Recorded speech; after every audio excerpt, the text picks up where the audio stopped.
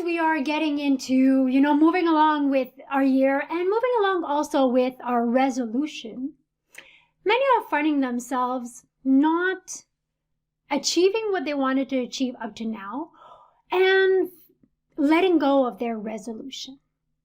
Or, some people actually didn't take a resolution. I actually call them just a decision that I'm making, but they actually don't take any decisions because they failed in the past, and why bother? So there's really three main reasons why we fail at our resolutions. And I would really like you to take the time today to sink it in and say, okay, which one of these mistakes could I maybe be doing? So the first mistakes that we make in terms of setting resolution is that we think of outputs instead of inputs. So outputs are things or results that I do not own. What we want to measure and what we actually own and what's under our control are inputs, our actions. Let me give you an example. I have many entrepreneurs say, hey, I want to have X number of clients this year, or I want to generate X number of revenue this year. That is an output. The input is, what do I need to do to make that happen? What is under my control that I need to put in to get that output? So I don't control if somebody becomes a client or not. But what do I control? The number of leads that I identify, the follow-ups that I do with my prospects. Is my marketing well aligned? Is my positioning clear? What are the inputs that I have? So my challenge number one here is to look at your goals that you've set out for this year and ask yourself, are they inputs or outputs?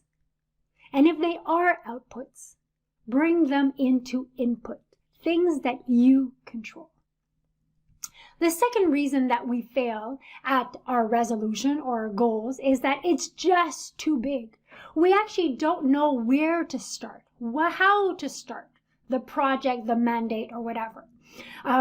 So what does the brain do when it actually doesn't know? It just shuts down. It stops. It procrastinates. It does something else. It will fill up the calendar and say, you don't have time because, there's so many things. It's because it's just too big. So I like to break things down on a weekly basis, and that it's so small that you cannot not do it. I remember when we did our rebranding 2 years ago. Actually, we're coming on 2 years ago. One of my goal input that I had for that week was book a meeting with your copywriter, Sarah. That was it. It was so stupid, so small that I couldn't not do it. So look at your goal. So we've all heard the expression, how do you eat an elephant one bite at a time? Well, it's the same thing with your resolutions, with your goals for the week. How can I break it down that it's so simple, borderline stupid, that I can't not do it? So breaking it down. When it's too big, the brain doesn't know what to do with it. The brain doesn't start, and then we actually don't build momentum.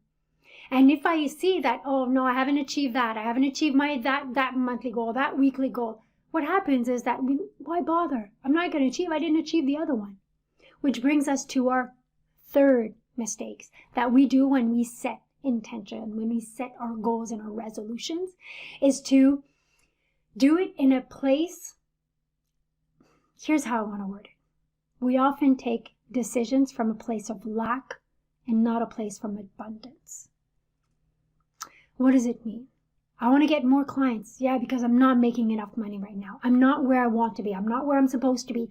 I'm taking it from a place of lack as opposed to in a place of abundance. I want to be able to help more. I want to be able to live certain experiences. I want to be able to give more. I want to be able to contribute more. So many of our resolutions actually drain us down because they come from a place of lack. So this week, my invitation is look at your resolutions, the goals, the decisions, call them however you want, what you've decided for 2022. And filter, am I making these mistakes? Am I measuring and am I setting them up as output versus input? Are they too big that I don't even know what to do with them? What's the concrete action? Should I bring them smaller, tangible? The brain doesn't like intention. It doesn't work in intention. It works in action.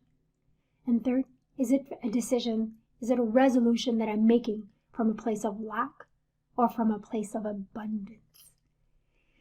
When we calculate and we set on input, putting ourselves in a winning situation that I can do this small action, and it's from a place of abundance, you will see how those resolutions, those decisions, you move towards them so much faster because you build that momentum. You actually own it and you have fun doing it.